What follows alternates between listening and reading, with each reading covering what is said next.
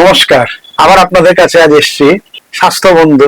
স্বাস্থ্য বিজ্ঞানটা একটু আপনাদের কাছে আলোকপাত করা, যাতে বিজ্ঞানটা আপনারাও জানেন আর বিজ্ঞানটা জেনে যাতে স্বাস্থ্যের যত্ন আত্মি একটু নেওয়া যায়। আজকে যে বিষয়টা নিয়ে কথা বলবো, আপনারা জানেন 31 May world no tobacco day. দিনটা নিয়ে আমরা একটা আলোচনা করি যে ধূমপান, স্মোকিং কি হয় কি না হয়। আর এই আলোচনা করতে গিয়ে আপনি বেশ ভালো ধূমপাই মানুষ, সবাই কম বেশি ধূমপান অনেকেই করেন, ধূমপান করছেন। আচ্ছা, কিছুদিন বাদে দেখছেন যখন না এই চিরুনি দিয়ে চুলটা আঁচড়াচ্ছেন, একটু মাথায় কিন্তু একটু ব্যথা ব্যথা লাগছে। আচ্ছা, আপনার কাপ মাসেল গুলোতে হাঁটছেন যখন একটু যেন ব্যথা হচ্ছে, অনেকটা হাঁটা চলা, বিভিন্ন রকম জয়েন্ট পেন এগুলো হচ্ছে। ডাক্তারের কাছে গেলেন, ডাক্তার দেখলো আপনি একজন ধূমপাই। তখন একটা অসুখের নাম বলে, এটা আমরা ফ্যামিলিয়ার নামটার সঙ্গে বাজার্স ডিজিজ।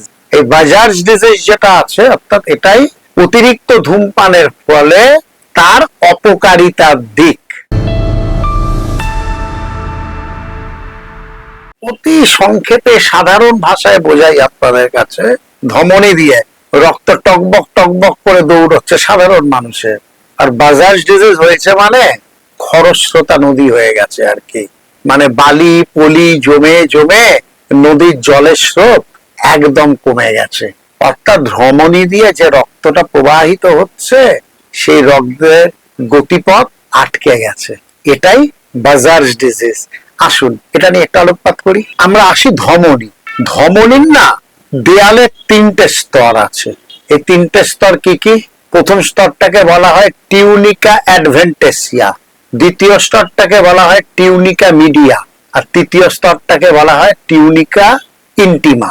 এবার কি হচ্ছে না, ওই যে ধমনীর ভেতরে একটা ক্লট ব্লাড, অর্থাৎ ওই যে রক্ত প্রবাহটা খুব ক্ষীণ থেকে ক্ষীণতর হয়ে যাচ্ছে অধিক ধূমপায়ীদের ক্ষেত্রে। আর রক্তের প্রবাহটা থেকে ক্ষীণতর হলে অধিক ধূমপায়ীদের ক্ষেত্রে, সেক্ষেত্রে কি কি হচ্ছে, অর্থাৎ দেহের পুষ্টি ঠিক মতো ডিস্ট্রিবিউট হচ্ছে না, অক্সিজেন ঠিক মতো ডিস্ট্রিবিউট হচ্ছে না, গ্লুকোজ যেটা কিনা শক্তিকে কনভার্ট করছে সেটা ঠিক মতো ডিস্ট্রিবিউট হচ্ছে না। আর এতগুলো জিনিস যদি শরীরে ঠিক মতো সরবরাহ সঠিকভাবে না হয়, সরবরাহের প্রধান মাধ্যমই হচ্ছে রক্ত, না হলে স্বাভাবিকভাবে শরীরের তো নানাবিধ সমস্যা দেখা দেবেই। আর সবকিছুর কারণ কিন্তু ওই ধূমপান, অতিরিক্ত তামাক সেবন। এতগুলো সমস্যা নিয়ে জীবনটা তো চলবে না, জীবনটাকে তো চালাতে হবে। তো জীবনটা চালাতে গেলে ধূমপানটা বন্ধ করতে হবে।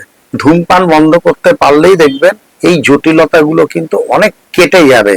আর যেহেতু এতদিন ধরে ধূমপাই ছিলেন, তো কিছু তো ড্যামেজ কন্ট্রোল করতে হবে না। ধূমপান ছাড়লেন, কিন্তু এতদিনের যে ধূমপাই, আপনি এত যে তামাক আপনি গ্রহণ করেছেন দেহের মধ্যে, সেগুলোর কি হবে? পরবর্তী জীবনটা তো একটু সুস্থভাবে থাকতে হবে নাকি? তো সেই জন্য আপনাকে কি করতে হবে বলুন তো? সেই জন্য আপনাকে ধূমপানটা তো ছাড়লেনই, তারপর একটু টাটকা ফল সবজি এগুলো খান, নিয়মিত ব্যায়াম করুন, একটু অ্যান্টিঅক্সিডেন্ট যে খাবার আছে, অ্যান্টিঅক্সিডেন্ট একটু বেশি ভাবে দেহের মধ্যে নিন। এটা নয় যে এগুলো আপনার সে তামাক গুলোকে সব ভ্যানিশ করে দেবে, সেটা নয়। এগুলো আপনাকে শরীরটাকে যা ড্যামেজ হয়েছে তার পরবর্তী জীবনে সুস্থ জীবন দিতে একটু সাহায্য করবে। আর চিকিৎসার ক্ষেত্রে ওই যে বললাম, ধমনী তো অনেক ক্ষেত্রে থমকে গেছে, ক্ষীণতম গতি হয়ে গেছে, তো সেক্ষেত্রে ডপলার স্টাডি করতে হবে। এই ডপলার স্টাডির মধ্যে দিয়ে ঠিক যেখানটা মনে হবে ক্ষীণতর, একদম ক্লট করেছে বা যেখানে বাধা প্রাপ্ত হয়েছে, সেই জায়গাটাকে আমাকে রক্তনালীকে গ্রাফটিং করতে হবে। চিকিৎসকরা এগুলো বুঝবেন। এই গ্রাফটিং এর মধ্যে দিয়ে আবার ওই স্রোতটাকে মোটামুটি যেভাবে হোক ফিরিয়ে আনতে হবে। স্রোতস্বিনী নদী যখন স্রোতটা চলে যায় কি করে? ড্রেজিং করা হয়। তো এখানে তার ড্রেজিং করা না, এখানে গ্রাফটিং করতে হবে। এটা একটা বড় কাজ করতে হবে। এই সমস্ত কাজের মধ্যে দিয়ে ধূমপান যা হয়েছে, কিন্তু একটা ধূমপায়ী মানুষ যখন তার শরীরের জটিলতা দেখা দিল, তাহলে সে কি সুস্থভাবে বাঁচবে না? সুস্থভাবে বাঁচবার অধিকার তো সবার আছে। আর চিকিৎসা বিজ্ঞান তো এগিয়েছে। সুতরাং এতদিন ধূমপায়ী ছিলেন, এবার ধূমপানটা ছেড়ে এইগুলো, যদি আপনার মনে হলো কালার ডপলার করে সেই জায়গাটা একটু কোনখানটা জমাট বেঁধে আছে সেই জায়গাটা গ্রাফটিং করে নেওয়া, আর নিয়মিত ব্যায়াম করা, নিয়মিত হাঁটা, টাটকা সবজি খাওয়া, অ্যান্টিঅক্সিডেন্ট বেশি করে নেওয়া, সবটাই আপনার পক্ষে যাবে। অর্থাৎ এতদিনের ধূমপান অনেক কিছু আপনার বিপক্ষে গেছে। আর পরবর্তী সময় এই যে চিকিৎসা বা এই জিনিসগুলো সাবধানতা অবলম্বন করছেন, এগুলো আপনার পক্ষে যাবে। সুতরাং এমন নয় যে ধূমপাই আমি ছিলাম আর বাকি জীবনটা আমার চলবে না, তা নয়। ধূমপান ছাড়ার পরও কিছু কিছু এই যে বললাম যে কথাগুলো, এই নিয়ম কানুন মেনে শরীরটাকে ঠিক রাখতে পারবেন। ঠিক আছে, ভালো থাকুন, আনন্দে থাকুন, একটা ধূমপানহীন জীবন কাটান। নমস্কার।